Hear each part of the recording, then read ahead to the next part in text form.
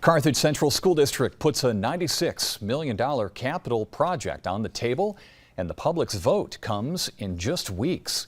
Superintendent Jennifer Primo released details at a school board meeting Monday night. One of the major construction items, a new 31,000 square foot high school gymnasium with a community walking track. Also, a new high school library would be built. Other improvements include a new entrance at the middle school, a new STEAM classroom, and relocating the softball field and adding turf field at a new baseball and softball complex.